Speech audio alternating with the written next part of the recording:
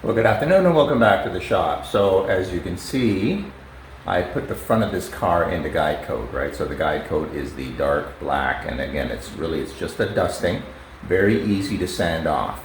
But the key is knowing when to stop, and let me show you what I mean. So one challenge we have are going to be low spots, and this is a low spot. You can see the guide coat is still there, but you can see the block has been hitting on both sides of it, and that block has been hitting right down to the 2K, which of course is the epoxy primer that we put on this car.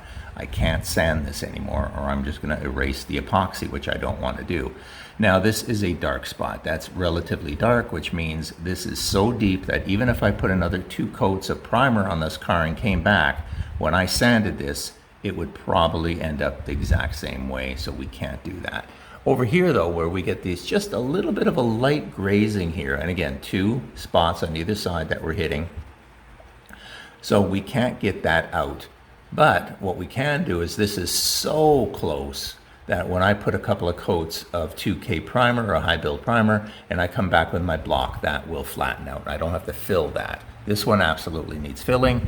And of course, if we took a look at the fender, we can see a couple of marks on the fender as well when it came out of the mold, obviously, but we're gonna need to address those. We've got a couple of marks in the paint, but that's what the guide coat's all about. It's gonna reveal all of these issues and we take care of them.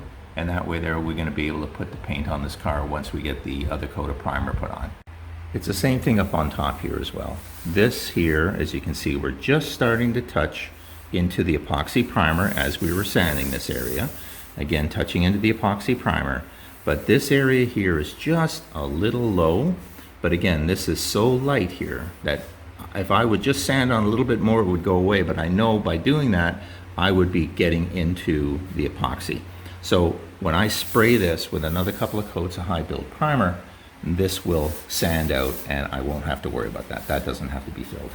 So a quick video just to let you know what I've been doing. So like I said, a quarter of the car is almost done. I just got to do a little bit of filling, a little bit of sanding, and then that quarter's done. We're going to do the other side of the front. Once we get the other side done and do exactly the same thing, find a few of those defects, we'll be able to repair those. We've got to do obviously just the back half of the car after that. And then of course the hood, the trunk, and the doors have already been done. So that's all been taken care of. So really, another 12, 15 hours of sanding, we should have this car pretty flat.